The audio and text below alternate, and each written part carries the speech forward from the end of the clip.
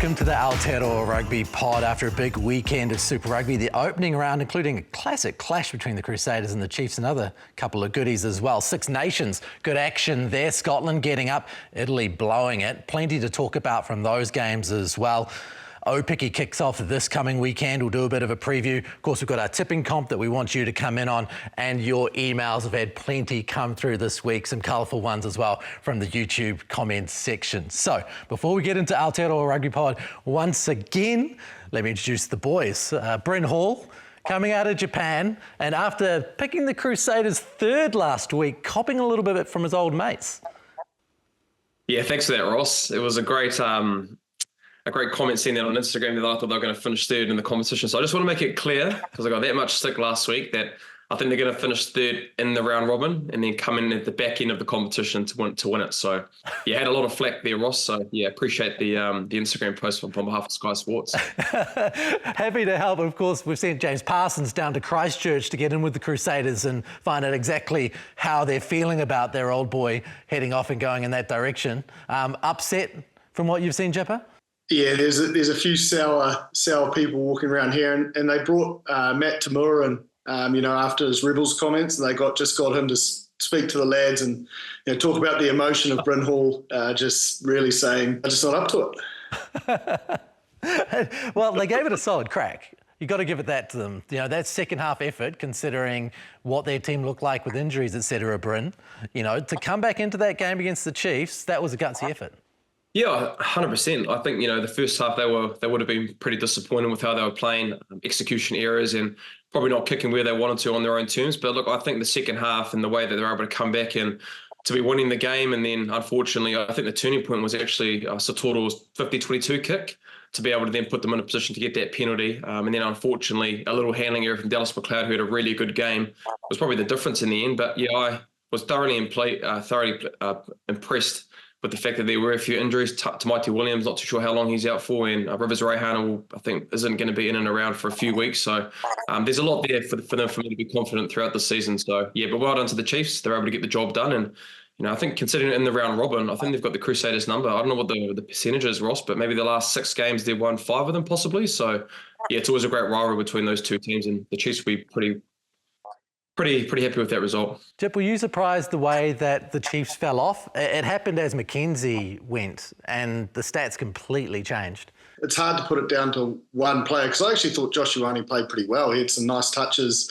But I think Mackenzie's voice, maybe in terms of their phase play and potentially their defence, was probably missing in the most part. I don't think it was a skill set of the individuals. I just think that organisation and order. But I said it to you guys on the WhatsApp chat. I genuinely think only the Crusaders could dig themselves out of that hole. That was it was an amazing comeback. You sort of wrote them off completely, and it just shows why they've got so many trophies in the cabinet. And the opposite side to that, in other years, the Chiefs might have fallen off as a team came at them that hard through the back end, and they managed to then say, no, Bryn, we're sticking here and we're going to get the points that we need. The players that they have had there for a long time, the guys that have been there for 4, 5, 6 years now that have played a lot of footy, you have that kind of experience. And in previous years with Crusaders, the experience of the forward pack and guys that are coming on, even on their bench as well, it's a really, really good aspect to have in their game. So you're not surprised at all that the Chiefs were able to hold on with their mindset that they have in that culture with Clayton McMillan the last 4 years. Well, one of those guys who's been around a while is Anton Leonard-Brown. We talked about the mouthguards last week, and Anton was blowing up deluxe about coming off because of the mouthguard, and it's saying to the sensors on the sideline that he had been over whatever threshold within an impact. He didn't think so. Quinton Strange didn't think so earlier in the game. Jip, we talked about it last week. I think we understand you're a fan of the concept, but having it actually work without any issues is another thing altogether, isn't it? And that's the thing. We're almost building the plane on the go. And obviously World Rugby's mandate was, it was a big reason, players were apprehensive around it being mandated, because there's, it is a pretty crucial tool. You've got to be comfortable. And, even I had a look at Angus Tarvell's mouthguard on the weekend, and they are chunky. They're definitely not as thin as you. I can understand why there's, apprehension around the comfort, but also now I suppose, trusting that it's doing the job it's supposed to do. Because if we get more and more players being pulled off that just keep passing HIA, they're going to lose trust that it's actually going to do the job it's designed to do. There are delays in the Bluetooth, so, it might be something that happens minutes and minutes later, and so players will be quite confused, Bryn, at times about exactly what incident actually led to them going off, which can make things quite difficult. 10 minutes in a crucial moment like that, if it's the last 10 minutes of a game, you're not going to see him for the back end of the game. So I'm not too sure if there's a solution around what that might look like in the short term, but, moving forward through this teething process, like Jip alluded to, hopefully there can be a protocol. If it's something like that, it can be done in 5 minutes and then they're able to come on the field as soon as possible. But again, we're going through this because it was mandated in January. But I guess we have, hopefully, it continue to be a little bit better moving forward around that, but it's going to take time. In the Six Nation, my understanding is the sensor's on the referee versus here it was on the sideline. So I don't know this for fact, but after hearing that, I'm assuming that maybe the player's mouthguard is too far away from the sensor, and then that's why once it reconnects, it maybe picks up late and has that delay, whereas obviously they've worked out in the Six Nation, if we put it on the ref, he's in and around the players and close enough, he or she, sorry, and that may be a solution to the problems here that we're having on the weekend just been. When you get into some sort of collision, is there a chance that you're going to be thinking about your mouthguard and not the next possible action that you should be taking on the field? Do you think players will be distracted by that? No, I don't think that'll be the case. If anything, the players will lose confidence and probably wear their own mouthguard and go to recognise and remove, because they may see that as more definitive. Yeah, so I was just going to bring back to that point, Jip, because I remember we talked about it last week, because it's not compulsory to wear these mouthguards, correct? No, it's not.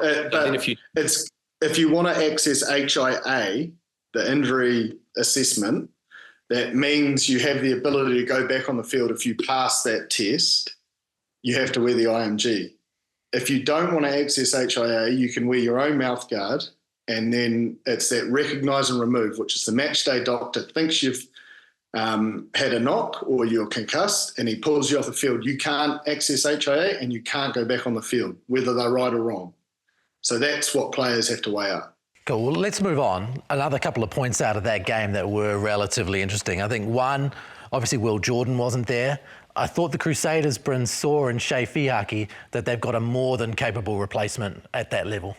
Yeah, absolutely. Yeah, really stoked for Shea. I think, at the Crusaders, unfortunately, sometimes you've got to wait in the wings for a while, and he's been there for, I'd say, 3-4 years, waiting behind Will, learning, playing Bunnings, NPC and getting time in that 15 jersey. But yeah, look, I wasn't surprised with his ability on the weekend. It's just been able to get a chance, and, with Will Jordan being out, he's going to take a lot of confidence that he did on the weekend, and knowing that, it's a derby game, played really well, and the challenge for him now is to be able to be consistent and, I guess, for that number 15 role, influence the game like he did on the weekend on attack. But his kicking game, he's got a great boot, a massive boot actually, and in terms of his skill set, his passing, it's really, really good. So for him, and a lot of fullbacks actually that we'll continue to talk about throughout this podcast, there's some good opportunities for him and other guys in the country. But yeah, really stoked with how he played, and I think he's going to be massive for the Crusaders this year. Yeah, that's interesting you bring that up. We've had some emails come through regarding Zahn Sullivan. Looking from afar, this person says, why isn't Zahn Sullivan getting more opportunities at 10 with a big left boot and being able to kick out of the hand, a good runner, etc.? Chip, when you look at that and then you see how he performed at 15 and the way that Perofeta went at 10, do you think the Blues have got that correct? Oh, 100%. I think Stevie's in the form of his life at the moment, and I mean, based on the weekend and his pre-season form, he's warranting discussions of the All Black 10 jersey. And I think Zahn's on a similar journey to Stephen, in the sense that Stephen spent a lot of time at 15 and then sort of got that first 5 role at Taranaki.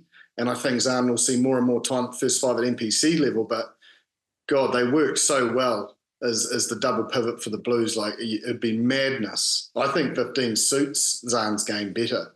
He can inject himself when he wants to. He's got that beautiful left boot that just can seal things. And, you saw a lot of kick pressure coming on to Stephen Perofeta by the Drua, and the bailout to give to Zahn, and then he just peels off 70 metres. I think it's the perfect combo.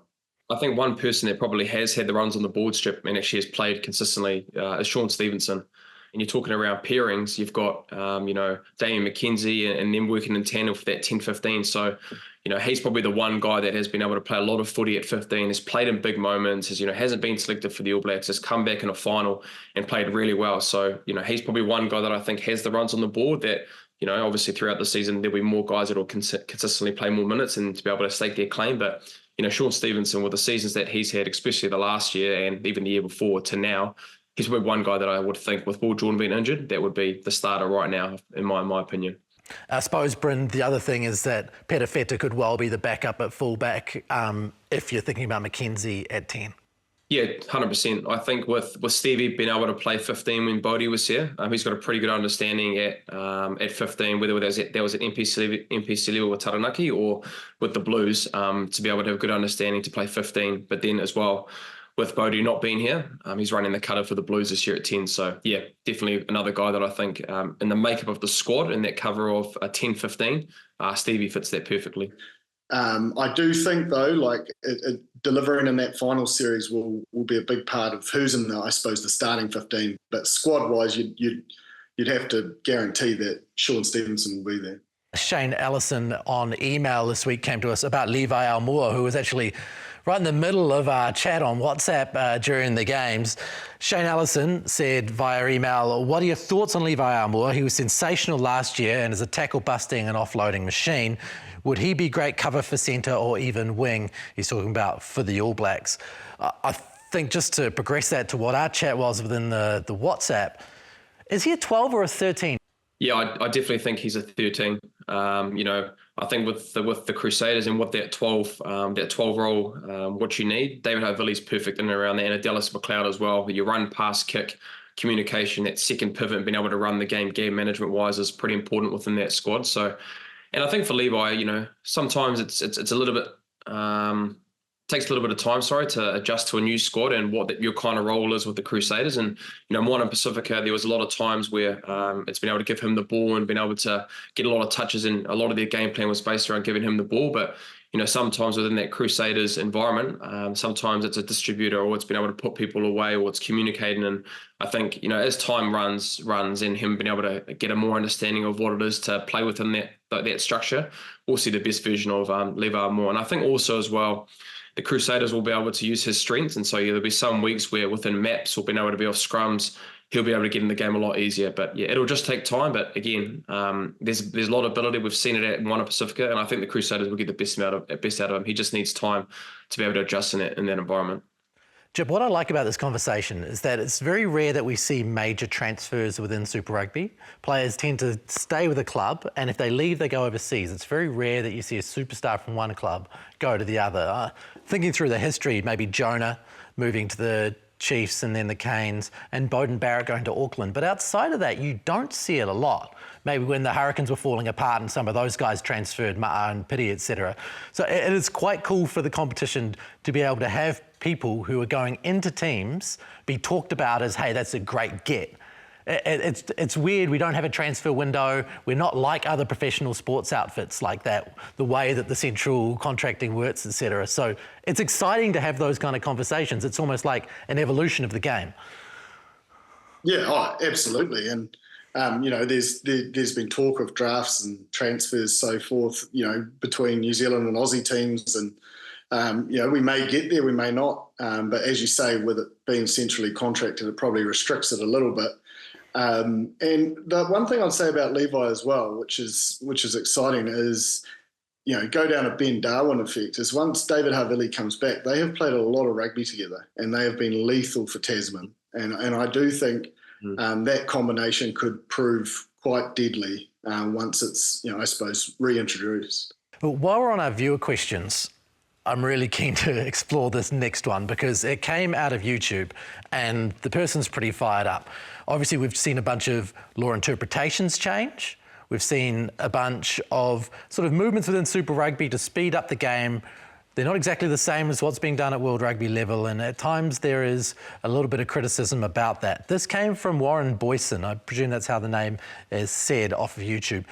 This is what he says. This obsession of New Zealand-Australia with changing and speeding up the game is going to cost them again, as it did last World Cup cycle.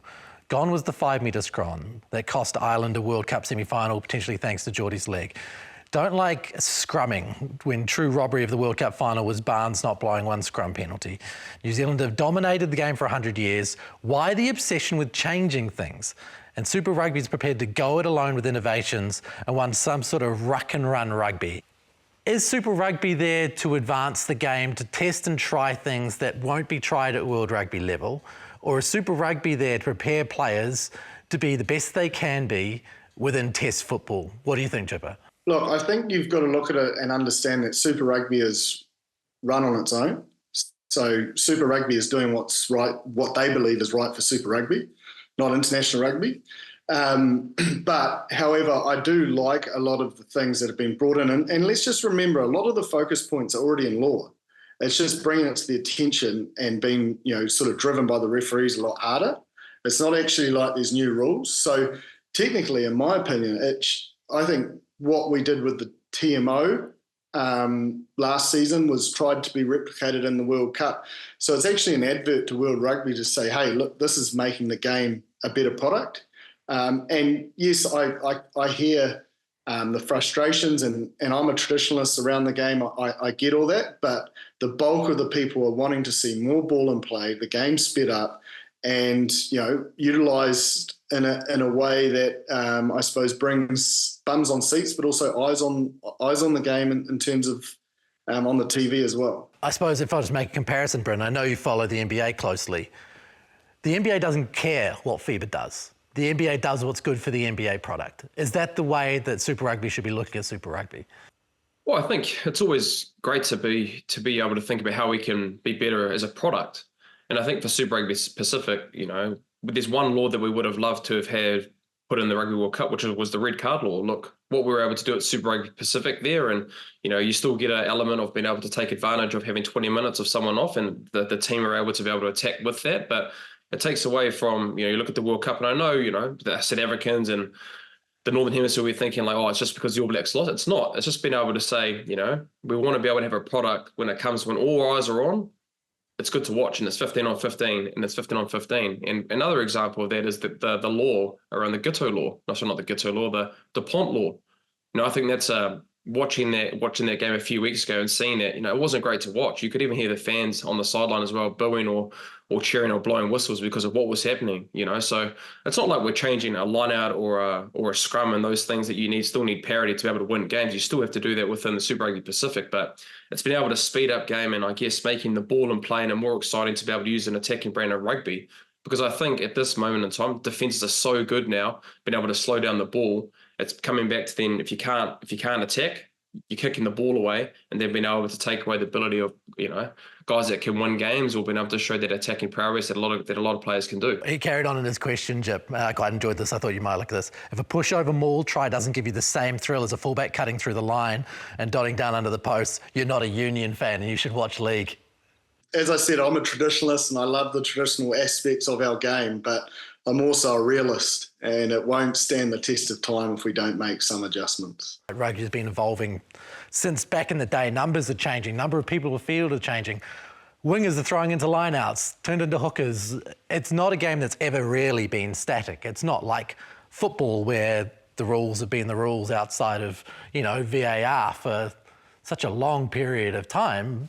We're constantly tinkering this thing, and that's kind of the good and the bad part about rugby, right, Bryn? Well, 100%, and I think for our competition as well, you'd have to think that the competitiveness, and you look at the Six Nations or the Northern Hemisphere at the moment of their competitions and being really competitive. Unfortunately, we're just not at a stage where it's like that. Yes, there are the New Zealand teams that are competitive, and hopefully the Australian teams can come and be a lot better this year. And Moana Pacifica, the Fiji and Drua have been really good last year. So us being able to have a different product to look at, I think it is a positive thing. So, like you said, Ross, it's not static. And if we can keep continuing to get our game better, especially at Super Rugby Pacific, and that can influence the international game to make that better, then so be it. And we'll get to the international game very, very soon. Plenty to talk about within the Six Nations. But before we get there, you mentioned Moana Pacifica. Really strong start against the Highlanders, Jip. Looked really good through the first half. Good buys in Raitamatavuki Neepkins, Tabataba Nawai, Tanielo Talia, and Reece Patchell as well, who was an interesting one because I suppose I had questions about why you would buy a person like Reece Patchell, but I think we saw why. I mean, that was a hell of a pass, wasn't it? It was a beautiful bullet, and I suppose he brings a calmness because there's a lot of X factor, with Nareki and Raitamatavuki Neepkins. Like, there is a lot of pace, a lot of I suppose flair, and he's someone that will be the mellow in between that and hopefully find that happy balance. And they had to fight hard. I was really impressed with Moana Pacifica, particularly like any Tom Coventry coach side, set piece was really strong, and that's a platform they can really build off. And I think the only area they really probably let themselves down is that 80% tackle count. In the end, that's what probably cost them the game and allowed the Highlanders to fight their way back out of it. But I thought both sides would be pretty happy with what they did. Highlanders more so, I suppose, getting the win and the bonus point. But I do think there was enough to say that Moana Pacifica should get a few more W's this year. Bryn, where do you need that tackle count to be to win championships or be in the running to make playoffs, as far as percentage is concerned? Yeah, the high 80s is probably the minimum. And I think if you're getting that kind of 90, 92%, that's world-class at international level. So I think if you get to that high 80s and you stay at that kind of range and, if there are some games where it's in that 90s, then that's that kind of defence pressure that you want. So, yeah, it'll definitely be a point of not concern, but I think for their review, being able to get their tackle percentage a little bit up because, I thought, Moana Pacifica, they played really, really well. They showed a lot of grit. They stayed in for a lot of moments of that game where the game was in the balance and they were able to make it really difficult for the Highlanders. But yeah, I was really impressed with the Highlanders. I think, Raitamatavuki Neepkins, I think, man, what a signing with Tavatava Nawai as well. I think last year they really missed that ability to be able to beat people one-on-one, and those two in that back three as well, they were great. And I think the grunt work of the forward pick, I think, as well, Jip. If they can get that quick ball and get Folau Fakatava a quick ball and being able to snipe and being able to influence the game. And I think Reece Patchell as well, he was great in terms of their game management. Just playing with him at World 15, he's a very detailed man and understanding that Northern Hemisphere style of rugby and understanding what's required as a 10. So I think a great pickup. And with that as well, we talked around the young 10s and the young 10s in that environment. They're going to learn a lot from him because of how detailed and understanding of game rugby that he has. You've played a bit with him, Bryn? Yeah, he was at the World 15. We were there wasn't a lot of detail around our game, but he's a really astute rugby player. I think we had a lot of conversations together and how he was seeing the game, and was really interested actually when he said that he was going to go to the Highlanders. And I said, "How are you finding it down there?" And he said that the level of keeping ball in play, the offload, and being able to play fast, he's been really impressed with that. And I think Kendrick Lynn's there as well. I think he's been brought into that coaching staff and saying that he's very detailed in terms of his face play attack from the Northern Hemisphere. So I think it's a great marriage. If you can have that detail and understanding for players, you're going to give guys like, their outside backs and that forward pack to tip and being able to be real clear around what they need. I think it's a great direction for that club moving forward with those two guys. Jip, they're your dark horse team. You must have been pretty happy with the way they came back in the second half. Yeah, I mean, I think the only one area that I was probably concerned with was the discipline. They just gave too many opportunities to Moana Pacifica to remain in that game. 2 tries while there was a yellow card. So although they'll be happy, I mean, they tackled at 90%. They made 177 tackles, and their attack shape looked good. I thought Sam Gilbert was good as well. But we all know that discipline will kill you eventually. So they got away with that one, and no doubt will be a big focus. Now, in the pre-season, we did a fair few interviews with a few of the captains. Jip and I went out to the Super Rugby launch, and one of the people that we spoke to was Moana Pacifica captain James Lay. He's new into the team this year, come from the Blues, the same way that their coach, Tana Umanga, has come into the side this year. We saw some good things from them in that first half, and we really wanted to know a little bit from James about what it took to come into a side like that with a slightly different ethos, bring in a new leadership style, and really embed in, and what he's learnt during that process.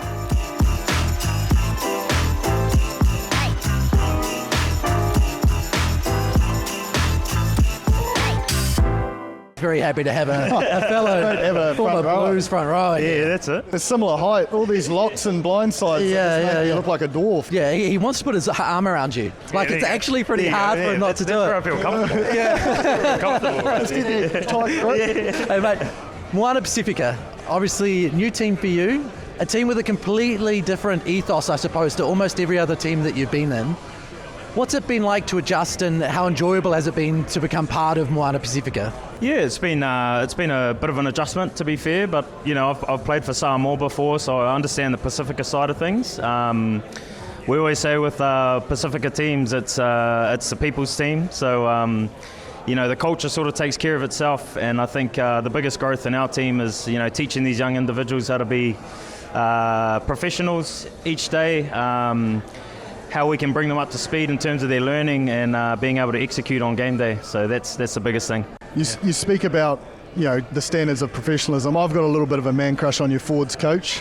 He turned my game around massively. How's his impact, Tom Coventry, on those young players? Yeah, he's great for the young boys.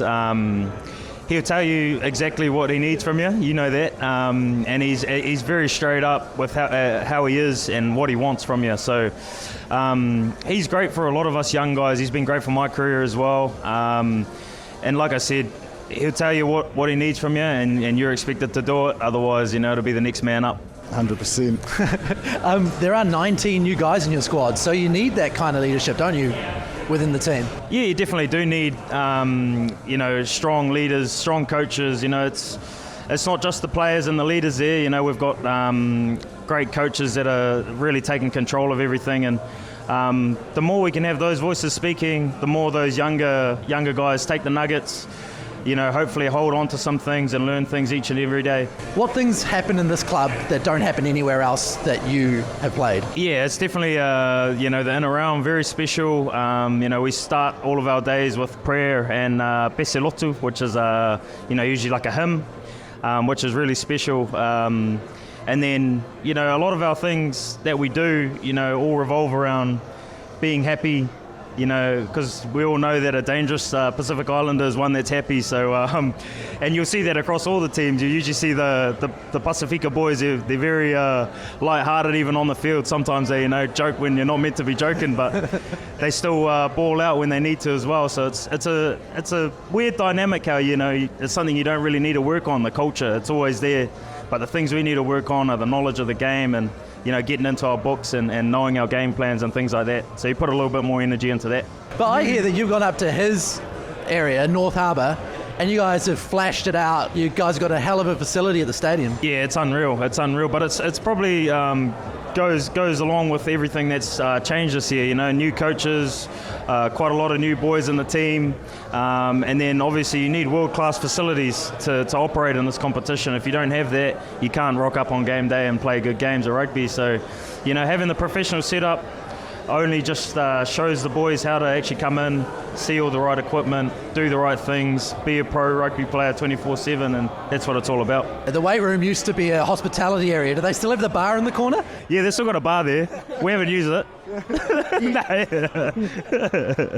Protein shakes in the corner. Yeah, protein shakes straight out the tap. Yeah. Fair. It's probably a health and safety issue having beer and a weight room in the same place. I don't know if the fridge will be full. Okay, before we go, a few quick questions for you. Toughest guy you've ever scrummed against and why? Toughest guy I've scrummed against is probably two. First one would have to be in France, a guy called Paul Aotearoa Rugby. He plays for Stade Francais. He's just, tough. He gets into some odd shapes and he just explodes through. It's pretty damn tough. And then the other one would have to be Nipple. He's just, pretty bloody strong, and when you're doing it every day, back when I was at the Blues, it's...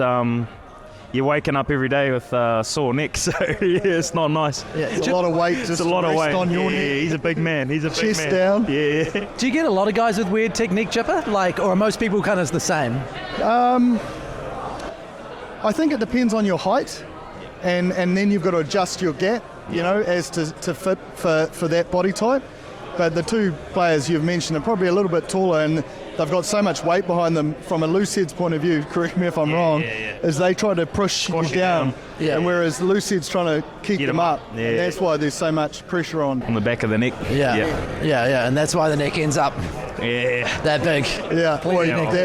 That's why we don't have neck. Yeah, I think it goes shoulders, traps, head. Yeah. No neck. Yeah. But I suppose you know now, do you? Because you've obviously had some video analysis. You know if you're coming up against a weird bloke who's going to put you in strange places. Yeah, I think you do the work during the week and you're able to work out what each individual does. But obviously on game day, it's a spanner in the works to change up the picture, and that's the thing that you got to learn on the go. Yeah. The back five's so important though. Like, people don't understand how many variables go into a good scrum. Like, it's not a one-on-one thing. Like, you've got to work with your hooker, then you've got to get the trigger from your 8, and you need that, I suppose, that connection all the way through so the weight transfers. Yeah, a whole lot of connection. And like Jipper said, a lot of people say like the tight head, always the cornerstone of the scrum, but man, if the hooker's nailing like your gap management with the individuals you've got in terms of height and width and whatnot, then it makes your job a lot easier. There's nothing worse than having a big gap or something if you're a short fella and you've got to dip into things. So he's very key for us.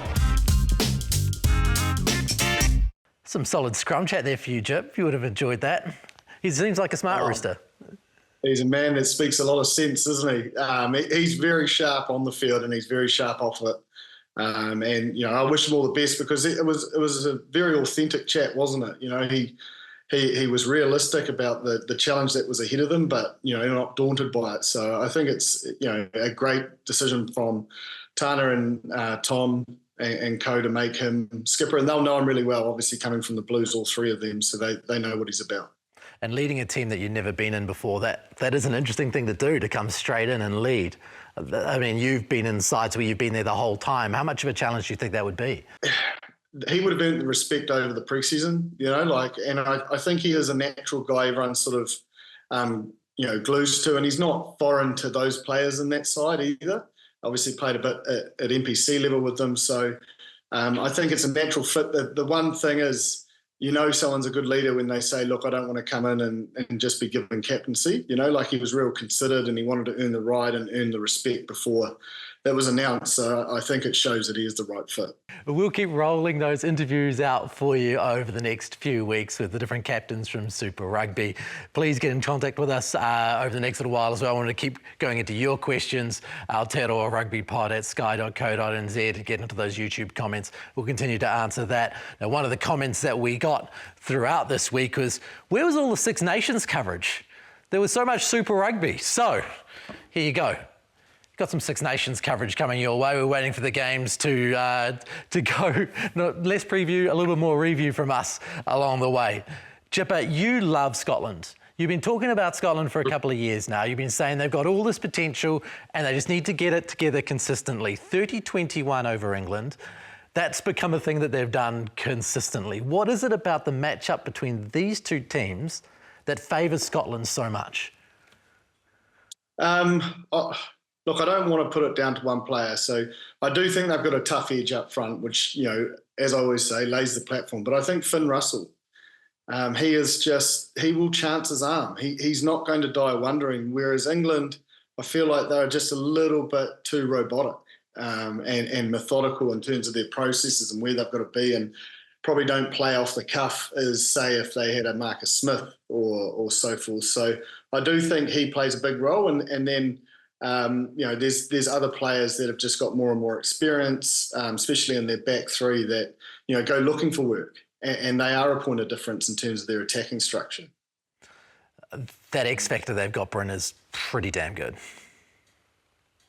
Oh, look, Van der Merwe, I think he loves playing England. I think last time they played, he got pretty close to getting man of the match. But, yeah, look, I think Finn Russell, he's just, you could arguably say he's the best 10 in the world at the moment with what his skill set is, and I guess, playing test matches like he did on the weekend. And that's not to say that he had it his own way. I think, the few times he tried to put kicks in, but there was a bit of pressure. But I guess the most thing that I was impressed about Scotland, we've talked around a lot, is that in games where they need to win, they haven't been able to get the job done. And you look at that first 20 minutes, they didn't have things their own way at all. They were making uncharacteristic mistakes.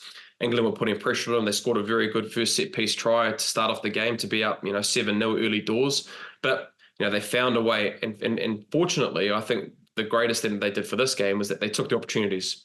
whereas in the past, they haven't been able to take their opportunities in big moments, and they were able to do that. So Van der Merwe scores a hat trick, but they were constructed very well, and they took their opportunities to put the points on England. I think, to come back to Jip's point, England don't have that ability, I believe, that can score a lot of points. They have a lot of hard effort areas. They have the box kicks that they try to be able to build pressure off, whether it's at set piece as well. But there's just not a fluidity that has like a Scotland does with their attacking ability, and I guess the expected that they do have. So, yeah, really, really stoked for Scotland. And so it was great to see them get over the line and been able to continue that dominance against England that they have the last few years. Brendan, just on the back of that, when you said it didn't all go Finn Russell's way, I think that's my point, is he chances his arm. It isn't always going to go his way, but he pulls trigger, whereas I feel like England don't give themselves the opportunity to make a mistake. They're almost reliant on the ill discipline of the opposition to pick up 3 points here and there, if that makes sense. Brendan, you were talking earlier in the year that the modern game is about, it's moved to now you've got to be able to do all those things. South Africa can do all those things. They've added that to their game and it's made them world champions. You've got to be there. I think it's been able to adapt on the run. And I think that's the biggest thing around Test footy at the moment. The teams that are able to adapt on the run, if one thing isn't working, then there's a secondary or a third thing that you can go into your bank to be able to try and change the game. But yeah, I think with Scotland, man, I think, the more times that Finn Russell was able to play on top of teams, and I think, that forward pack, man, they're able to win that breakdown pretty consistently. And I know, you don't get it all your own way, but they're starting to build a bit of reputation around. You look at Ireland and how, I guess, brutal they are in that kind of contact area. So, yeah, great for Scotland. Obviously there's one more big game coming up for them that could decide the Six Nations. So, yeah, they're building nicely, and I think they're having that continuity. I think is really important. Jip. They've had guys that are playing Test matches for long periods of time now. They've been together. Obviously, they haven't done well in the World Cup stage. Weren't able to get out, but a lot of those guys we're seeing consistently now at a world class level now. Well, don't forget, remember pre-World Cup when we had Ben Darwin on, he picked them to be in the final, Scotland. And that was based on the fact that they've played so much together. So that they have been around a long time and they know each other really well, and they're reaping the benefits of that. But we are yet to see them grab a trophy, in terms of not just one-off competition like a Six Nations or a World Cup or whatever it may be. If they can do the job against Italy, then that last round against Ireland is going to set it up perfectly for them to, I suppose, get that hoodoo off their back. Yeah, Ireland's looking good. Let's talk about Italy, though, because it's 13-all against France. They earn a penalty. It looked like a match-winning penalty. The French are moving around like they shouldn't have been. There's a water boy moving around. The ref isn't controlling that situation. And Garbisi didn't seem to have the composure to slow everything down, Jip. To me, I've seen them blame the ref, but I look at the way the Italians were, and the composure just wasn't there to take control of that situation.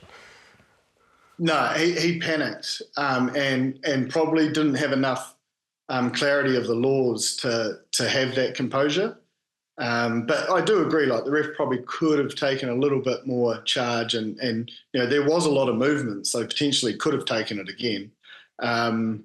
But yeah, it's one they'll be disappointed. And to his credit, he said after the game, he goes, "That's on me. I shouldn't have rushed it," and he's taken the heat for it. But yeah, France, a lot of I put it down to probably the red card and the ill discipline, but they had plenty of opportunities before that red card as well. So it's just their mojo's just not there, and I do think that they are heavily missing Dupont and Intermark as well.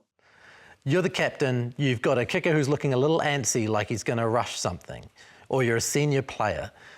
What do you do in that situation? Surely you don't just watch on. That's where you as a senior player need to step in and go, hey, slow down? Well, it's kind of hard because the ball fell off and people were moving, and you're not going to have an impact on him. But where I do think there could have been an impact is even prior to the ball falling off, the movement of the players. You'd be whispering in the ref's ear going, "Hey, mate, there's a lot of movement. If this doesn't get over, we deserve another shot here." Do you know what I mean? So you start planting those seeds well before that situation arises, is what I'd say, especially in such a crucial moment. And it has to be proactive, Ross. A ref's never going to change his mind, so pleading with him after the fact is not going to happen. So you have to be really proactive around those things and plant the seed well in advance so that at least that's fresh in mind, and he's can consider that when making the decision. And I agree with Bryn, like, you've got to back your goal kickers process system. Like, the moment you start telling people how to do their job is probably the moment they probably shouldn't be in the team. Yeah, it was a car crash though. You could see it coming. Like, obviously I don't kick a lot these days, but, if I'm going through my kicking routine and I've heard Big Jipper, he sees me a little bit flustered, but he's come over to have a chat to me saying, mate, are you all good? Like, mate, take some time. I'm just like, mate, just like, don't talk to me. Like, let me just sort it out. I don't think you can influence. You can't influence the kicker once he's going through his bloody his routine. Don't micromanage. Nah, you got to trust. Absolutely not. I'll stay out of it. And then berate them when they don't. Yeah. Has this happened? Like, I feel like this is this coming from experience? Oh, we've already talked about his first penalty in NPC. It's definitely happened. And it's because you can see that was after. That was after. Yeah, I know. That's what I'm saying. After the fact, it's a lot easier then.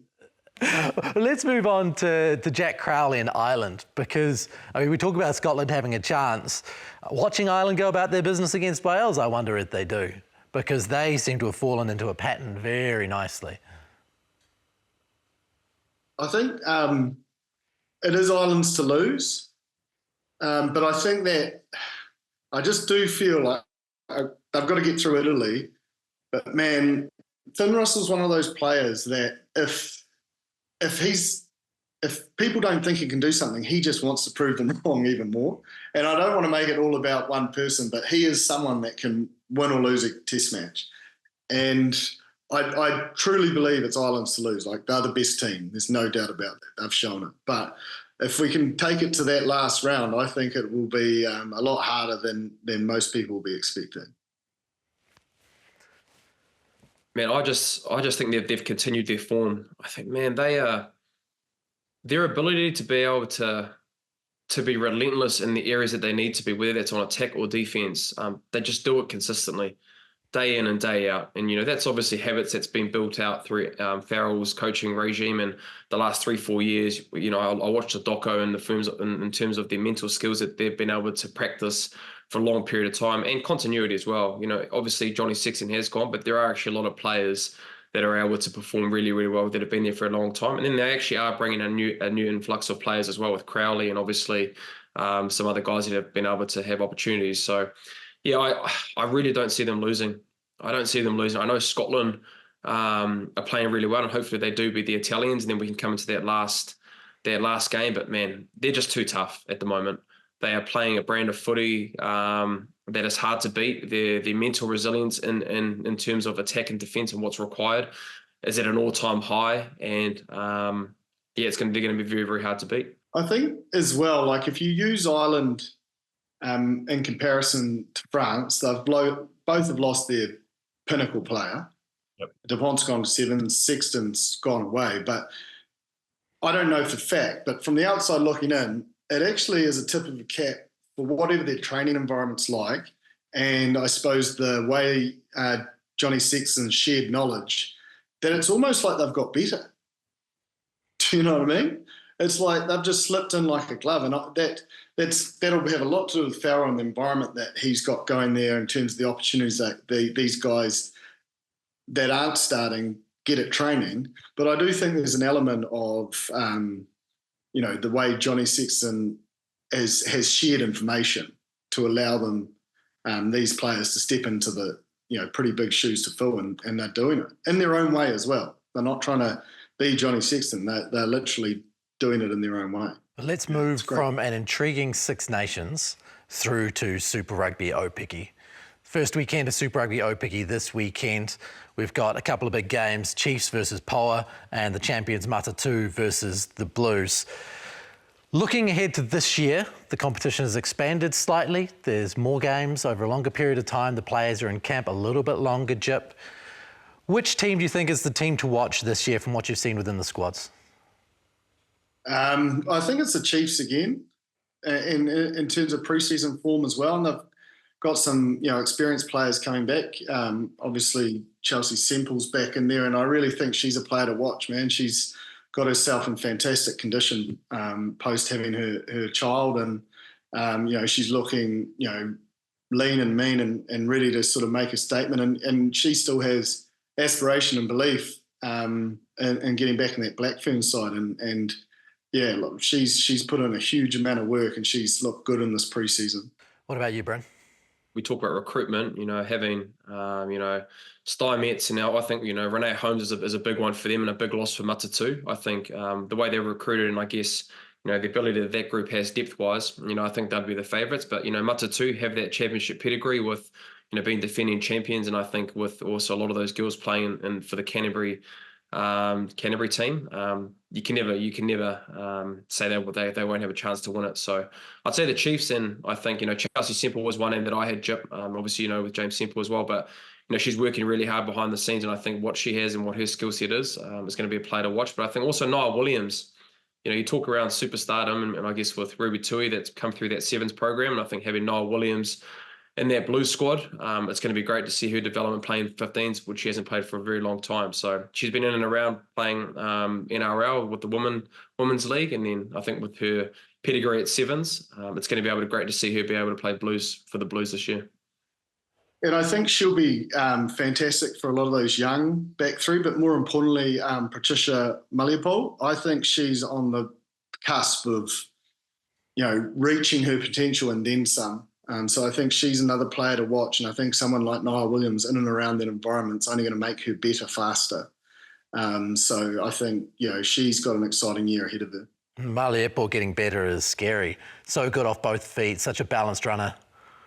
Yeah, and I think she's found her position. A lot of times she played first five, but I do think the fullback position is suited to her skill set, and she looks happy and confident in that role. Obviously, as a Blues man, Jip, there's a talented squad there. Probably hasn't delivered on what they should have delivered on in recent years. Is this a year where they can get there? If you look at the forward pack, there's a lot of Black Ferns in there, a lot of senior, Black Ferns now that start at that test match level. There is an expectation, and they've obviously got Ruahei there as well. So I think in terms of the squad, they've got the players. It's just whether they can get that mojo going and I suppose click in the sense that, when it counts. They still probably haven't dominated the preseason as much as you'd probably see with the Manawa, but you've got to give them a chance with the players. When you look at the list of players they have, they're right up there in terms of that Black Ferns experience. They're not like the Waratahs that you predicted for the Blues this year? I'll tell you what,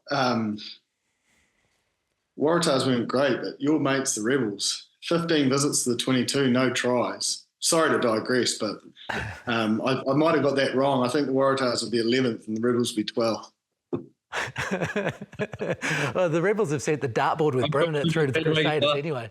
It's 76% of their rucks were in their own half. Difficult, not kicking it. Nah, not kicking it. And to be fair, the Brumbies tackled at 77%. 20 penalties, 15 turnovers, and 130-3. With those sorts of stats, you should not win rugby games. That's a tough watch. Good luck to them this weekend. Sorry, I digress, Bryn, but no, the Blues will win. All righty. Okay, let's move on then to Super Rugby tipping. Please join our Super Rugby tipping league, tipping.super.rugby. Go to the Aotearoa Rugby Pod League and come join us. 150 odd of you did last week. Please, everyone, come in and join us in that tipping league. Let's move on to the games this weekend. A few to go. Highlanders versus the Blues. All of them, of course, at the Super Round in Melbourne. So the Rebels are the team with the advantage this weekend. Highlanders v Blues, Chipper. How do you see that playing out? Blues, but it's going to be tight. Defence is a key facet in winning big games. And I just think they edge. Although the Landers tackled at 90%, I get that. But they weathered a hell of a storm in some pretty tough conditions.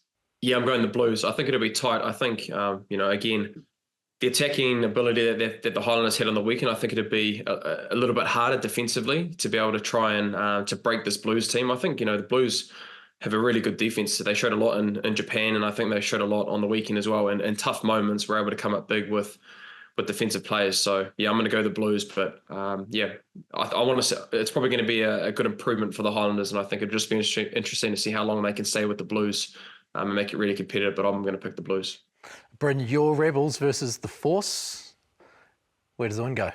Probably actually need to make up some room here, eh? I'm down 1 this week, so yeah. I picked the Rebels.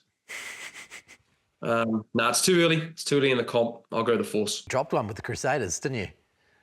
On the weekend. So all of the top people on the table are pretty much on 6 points. So it's worth rolling the dice already, just week 2. Yeah, that's crazy, Ross. It's too early in the week. It's too early in the year, mate. I'm going the Force. Can't pick the Rebels. Chip? Well, I was really positive about the Force and the Rebels last week, but based on the weekend, it's quite a hard one to pick.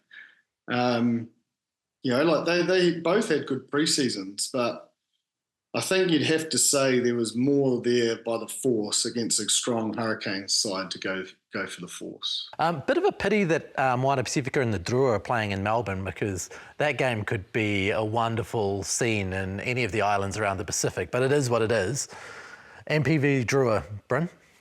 And that's actually a really hard pick, because I think I had this pick last year, and I picked Moana, and then they ended up losing. Oh man, I'm gonna go the draw.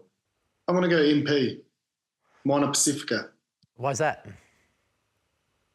Experience in key positions, I think, and I saw enough edge in their forward pack. If they can match the Fijian Drua forward pack and their physicality, because they are a big pack and they are very athletic and very fit, they go the distance. So match there, then you've got to think the young first 5 probably just didn't. I had him as my rookie to watch, but he just didn't grab the game by the scruff of the neck. So if they stick with him, then I'll probably go MP. But I'll see the squads. Probably, I'll just put it out there. I'm saying MP now, but I will assess the 23s before making the pick. Now I'm going to go out on a limb and say that you're not picking the Waratahs against the Crusaders, Jip. No. I'm not going to throw that at you either, Bryn. We know where you're going in that game. Yeah, bonus point. Yeah, exactly. Chiefs versus Brumbies, Bryn. It's going to be a really good game. Really good game. I think the Brumbies, they're the strongest team in Australia. But yeah, I just think the Chiefs, even if Damian McKenzie isn't there, I think they'll have enough to beat the Brumbies. But again, Brumbies always a chance. I think last year, did they win that? No, they didn't. When they played the Blues last year, is that right, Jip, in Melbourne? Yeah, they beat the Blues. Thanks, Bryn. Yeah, sorry. That wasn't done on purpose. Jip. So, but I'll go the Chiefs. What about the Reds? Could they upset the Hurricanes, Chip? No. No chance. I really like the Hurricanes. I'd probably, again, if I'd going back a week, I'd be going 50-50. But man, that is they look really, really sharp, even without Cam Roygaard starting. Vilhuyen was outstanding, I thought. And I do like that Brett Cameron, Ruben Love. Little connection that they got going, and they've still got space for Morby to be there, because I think he's a key strike weapon attacking wise for them as well. So a lot to like about the Hurricanes, and I think they'll do it convincingly. Excellent. Okay, well, that wraps up all of the action that's coming up this weekend in Super Rugby Pacific. Guys, thanks very much for joining once again on the Aotearoa Rugby Pod. Jipper, looking forward to having you back in the studio. The comments on your legs being exposed last week, a lot of fans who want you back in the studio next week to, show just what leg day's been doing for you. So look forward to seeing you back. I'll get the shorts on and a bit of moisturiser and I'll be away. They're all going to turn off now. There's going to be no clicks next week.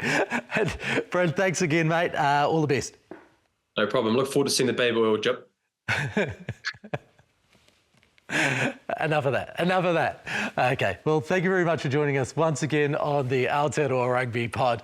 We'll catch you next week. Please get in touch at aotearoarugbypod@sky.co.nz. Comment in the YouTube section. You can catch us on YouTube, you can catch us as an audio pod, and you can catch us on all of Sky's platforms. We really appreciate you tuning in.